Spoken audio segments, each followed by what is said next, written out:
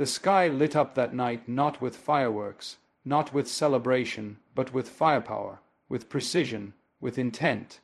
Iran didn't just launch missiles, they launched a message, and in response, the world didn't cry out in protest, didn't gather in defense of sovereignty or peace. No, the world went quiet. The silence was louder than the blast waves. It pressed down on every city that claimed to be a guardian of human rights, on every capital that once stood up for what's right, and this time they didn't say a word. They watched, they turned their faces, they stayed silent. That silence, that's what we need to talk about, because silence, when injustice unfolds in real time, isn't neutral. It's a position. It's a betrayal dressed in passivity. See, people think pride gets crushed when a bomb hits a building, or when a system fails in the eyes of the world. But that night, the pride that was shattered wasn't just Israel's. It was the pride of all those who claimed to care about human dignity and peace. That night, the world's moral compass spun out of control, and nobody reached to stop it. Iran's strike was calculated. It wasn't just military, it was symbolic. It said, we will no longer be ignored. We will answer blood with blood, message with message. And the response. Not defense, not outrage, not even diplomacy. Just stillness. Just the eerie hum of global newsrooms brushing over what could have been the first step into something far deeper, far more dangerous. You see, silence in the face of conflict is the world's oldest betrayal. And that night, when skies glowed over a nation that has known both war and dominance, the response of the international community wasn't shock.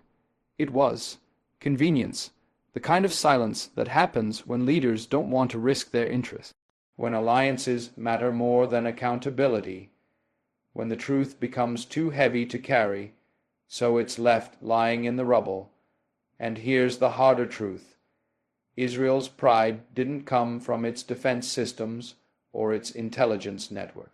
It came from decades of believing that it could act, react, and lead with a shield of impunity, that its allies would always have its back, that the moral high ground belonged to them by default. That night proved something different. That night said no one is untouchable. Not in this world, not anymore. But the focus isn't just on the attack. It's on the silence that followed, because every moment the world refused to speak was a moment it helped rewrite the rules. And not for the better, not for peace, but for a new age of reckoning, one where restraint is no longer a virtue, and where silence becomes the currency of complicity. Denzel once said in a film, "You pray for rain, you gotta deal with the mud too." Well, the world's been praying for stability, for peace, but now that the storms come, nobody wants to step in the mud. Nobody wants to acknowledge the moral failure. The silence is easier, cleaner, safer, but history has no patience for silence. It records it, labels it, exposes it. And one day, when our children ask where we stood the night the sky lit up and the world stood still, I hope we don't lie. I hope we remember that silence was a choice and it came with a cost. Let that night be remembered, not just for what was done, but for what wasn't said. When power was challenged, principles disappeared. That night was more than a strike. It was a reckoning. Iran didn't just fire missiles. It fired at an image, at a posture that had gone unchecked for decades. Israel, long seen by many as untouchable, was suddenly vulnerable, exposed. And what happened next? The silence wasn't accidental. It was strategic. You'd think that when the scales of power shift that drastically, there'd be a global outcry. But the world didn't flinch. It didn't whisper. It simply adjusted, quietly, carefully, shamefully. See, when a nation like Iran, long boxed in and demonized, steps forward and says, "We will not be bullied," it disrupts the script the world's been reading from. And when Israel, often seen as the lion in the room, suddenly finds itself bleeding pride, people don't know how to respond, because responding means choosing a side, and choosing a side comes with consequences. So instead, They vanished into neutrality, into statements of de-escalation and restraint, into silence. But here's the problem. Principles are supposed to stand firm, especially when tested. You can't preach justice and then fall silent when someone steps outside the system to claim their own version of it. You can't wave the banner of human rights, then turn your back when those rights are challenged by someone the world's not comfortable siding with. That's not principle. That's politics. And politics, when it replaces humanity, becomes poison. That night, power shifted, just for a moment, just enough to crack the illusion, just enough to show that dominance can be challenged, not by words in the UN, not by diplomacy, but by decisive action.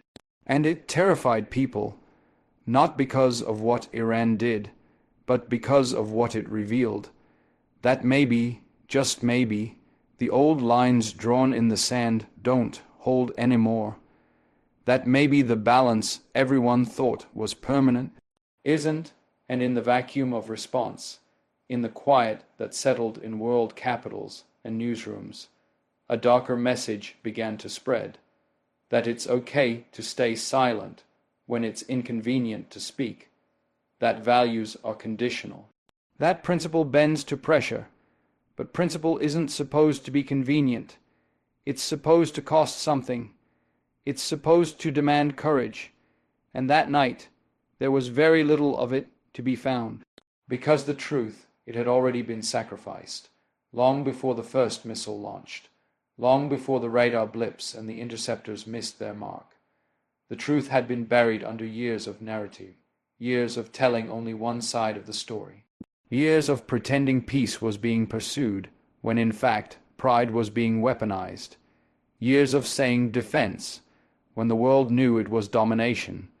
And so, when the truth finally forced its way into the open, loud, fiery, undeniable, the world wasn't prepared to confront it. It was too invested in the old version, and so the world disappeared, not physically, not diplomatically, but morally. It's not just about who struck first or who retaliated. It's about what the world did with the moment.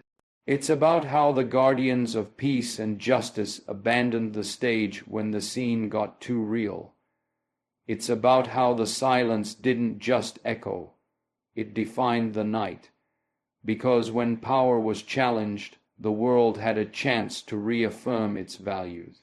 Instead, it chose comfort, it chose safety, it chose nothing, and in that nothingness a message was sent louder than any missile.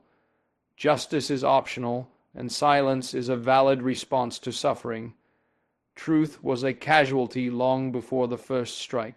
That night, when Iran struck Israel with precision and purpose, the world was caught in the aftermath.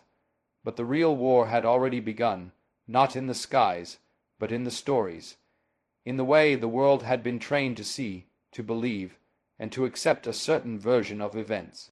The truth, it had already been compromised, quietly and consistently, over years of selective outrage and weaponized narratives. So by the time the missiles hit, the world wasn't reacting to what happened. They were reacting to what they had already been told to believe. You see, every conflict has two fronts, one on the battlefield and the other in the headlines. And too often, the second one does more lasting damage than the first. In the case of Israel and Iran, one side has controlled the language of legitimacy for decades. The other has been boxed in, labeled, dismissed. And when that underdog finally spoke in a language the world couldn't ignore or power, the narrative didn't shift, it resisted. Editors scrambled for softer words. Analysts reached for balance when there was none. And in that desperate balancing act, the truth was nowhere to be found. Ask yourself this: why is it that when certain nations retaliate, it's called defense, but when others do the same, it's labeled aggression? Why is one missile a justified response and another a provocation? Because the truth isn't just reported anymore, it's managed, controlled, packaged, and in doing so, we've traded objectivity for obedience, reality for spin. That night, the truth didn't die in the fire. It was already buried beneath layers of curated history and one-sided alliances, and that matters, because when the truth is twisted, so is our response. The world didn't stay silent out of confusion. It stayed silent out of conditioning. Conditioned to see Israel as eternally threatened, and Iran as eternally threatening. Conditioned to believe that one nation's pride must be protected at all costs, even when that pride walks hand in hand with unchecked dominance. So when that pride was finally pierced, the silence wasn't disbelief, it was discomfort. The story no longer fit the script, and rather than rewrite the narrative, the world just chose not to speak at all. But silence isn't neutral. It validates the version already in place. It upholds the myth that some lives matter more than others, that some responses are more legitimate, even if they cause the same devastation. And that's where the real damage is done, not in the rubble of buildings, but in the erosion of clarity. When we allow truth to be filtered through political convenience, it loses its power to unite, to heal, to hold anyone accountable. We cannot afford a world where truth is optional, where fact is filtered through loyalty, and where the powerful get to define what justice looks like. Because if we live in that world, and we do, then we're already losing more than lives. We're losing integrity. We're losing the moral ground we pretend to stand on.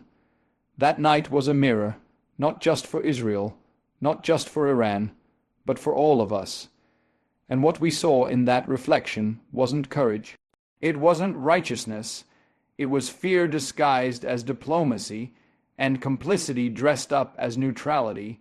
So yes, missiles fell, but what should haunt us more is what didn't rise: truth, clear, unfiltered, and courageous truth.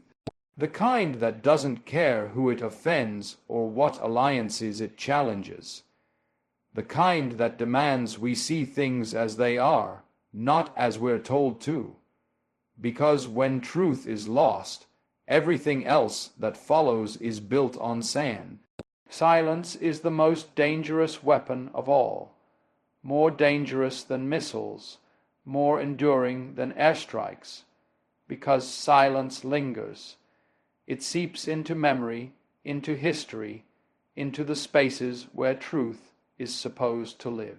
That night, when Iran sent its message across the skies and struck deep into the heart of Israel's pride, the explosions weren't what left the deepest scars.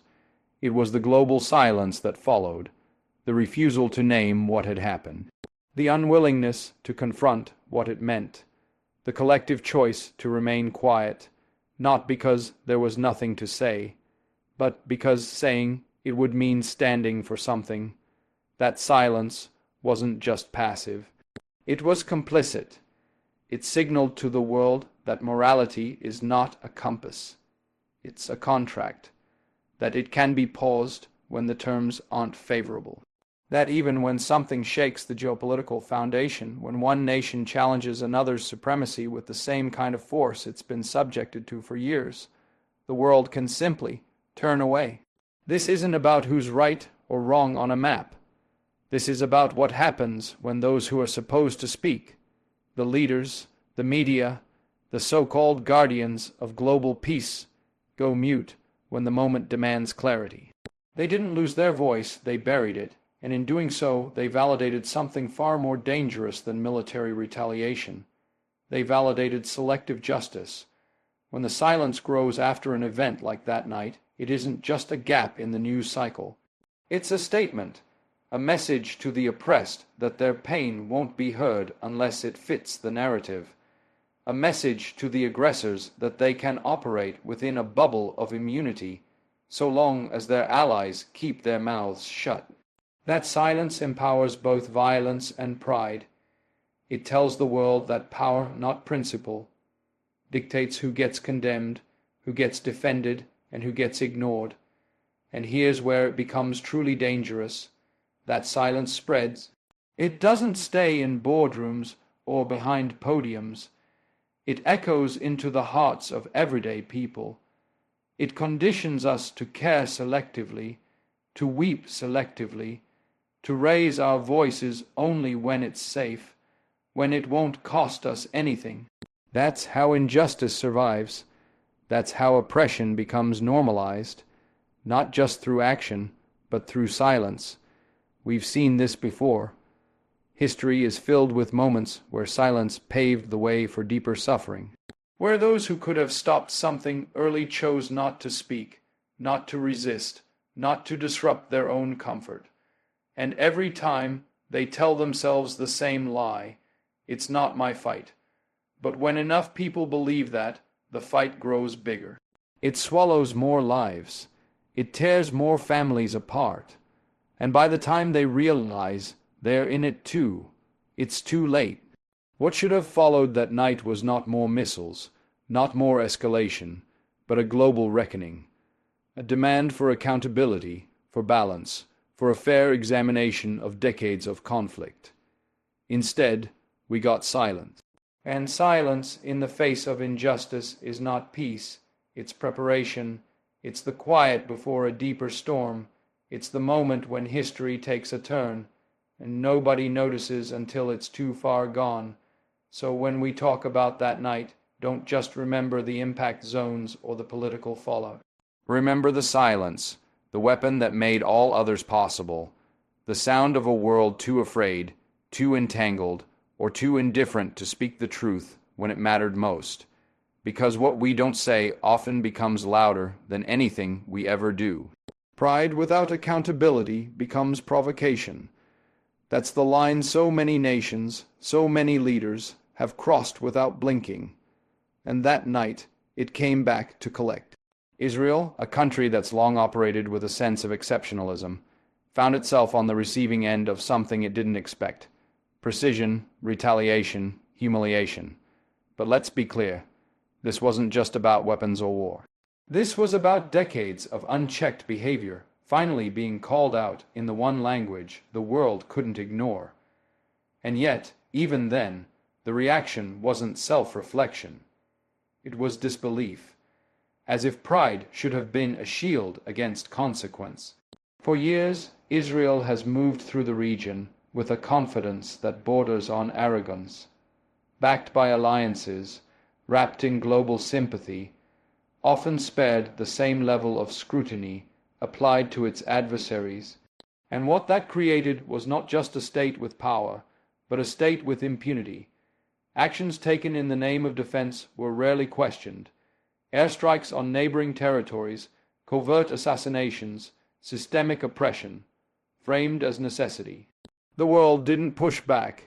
Instead, it reinforced the idea that Israel's pride was untouchable, and when pride goes unchecked, it becomes something else entirely. It becomes a weapon. That night, Iran didn't just challenge Israel's military might. It challenged the myth. It showed that pride, when built on dominance instead of justice, invites retaliation. Because when you hold others down long enough, eventually, someone stands up.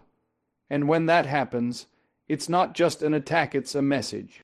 A message that says, we've watched, we've waited, now we respond. And here's the part that should concern everyone. When pride becomes provocation, the lines between right and wrong start to blur. Israel's actions, both historic and recent, didn't come without warning signs. But warnings only work when there's accountability, and accountability requires listening. Instead, the state grew louder in defense of itself and quieter in reflection. That's how the narrative becomes brittle. That's how pride becomes a mask for fear. Fear of losing control, of being questioned, of facing the consequences of long-standing choices. When Iran hit back, it wasn't just targeting infrastructure. It was targeting the illusion that Israel was above the storm. And yet, in the aftermath, instead of humility, there was denial. Instead of introspection, there was outrage. Instead of asking why, the world asked how. And again, the silence returned, not just from nations unwilling to pick a side, but from those too afraid to confront the roots of the conflict. They don't want to talk about the occupation. They don't want to talk about Gaza. They don't want to talk about power dynamics that have left millions voiceless, displaced, and buried beneath rubble labeled as collateral. Pride, in its healthiest form, can build a nation, but in its most dangerous form, it isolates one. It turns allies into enablers and critics into enemies, and when that pride is finally shattered, not by opinion, but by action, the shock isn't that it happened. The shock is that it took this long. So let's not pretend this night came out of nowhere. Let's not paint it as a surprise. The warning signs were there, written in the policies, carved into the walls, echoed in the cries of the unheard. What happened was not just a breach of security. It was a reckoning. A forced confrontation with the reality that no nation, no matter how protected, can rise above consequence forever. And if the world continues to reward pride without accountability, then what we saw that night won't be the last. It'll just be the first time someone dared to say enough. There comes a time when the world's silence doesn't just echo, it convicts. That night, when Iran struck back with fire and precision, it wasn't just a missile that cut through the air. It was a statement that cut through years of hypocrisy, but the response, or lack of one, was even louder. The so-called champions of peace, democracy, and global order chose not to condemn, not to question, not even to acknowledge the gravity of what had occurred. They hid behind vague phrases, behind cold press releases and quiet diplomacy, while a foundational shift was unfolding right before their eyes. What's most troubling isn't just the act itself, but what followed. A chilling lack of global outrage, no emergency summits, no fiery debates in the Security Council, no strong words from those who usually have plenty to say. When other nations have been struck, the world mobilized, often in hours. Condemnation came swift, sanctions were considered, coalitions formed. But when Israel's pride was shattered and Iran declared, without shame, that this was the price of provocation, the global stage stood still, silent as if frozen, as if unsure whether this moment even deserved a response. And here's the uncomfortable truth. The world didn't act because it had already decided that silence was safer. Safer than choosing sides. Safer than admitting that something fundamental had changed. This wasn't just another tit-for-tat. This wasn't background noise in an endless regional feud.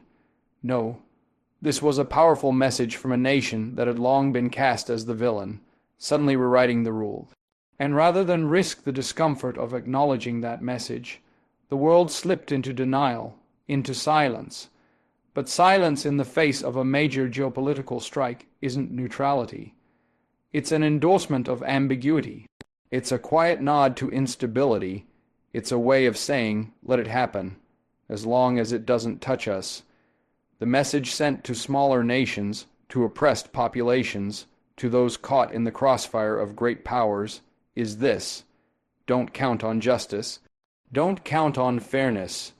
Don't count on consistency, because the rules bend when they need to. The outrage turns off when the narrative doesn't serve the right interests. The danger in that kind of silence is generational.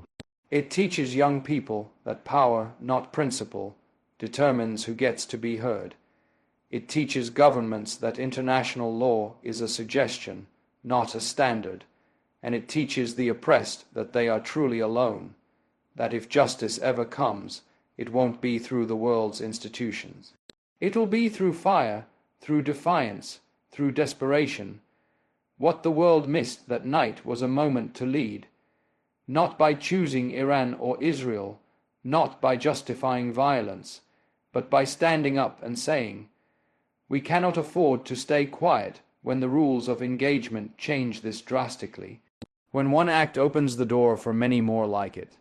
Because make no mistake, Silence doesn't de-escalate conflict. It normalizes it.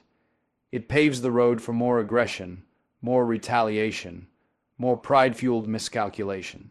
The world had a chance to speak clearly, not just for peace, but for accountability on all sides. Instead, it chose the path of least resistance. It chose to whisper in backrooms while the region trembled. It chose to act like nothing changed when everything had, and in doing so, it didn't just fail Israel. It failed the very idea of global leadership.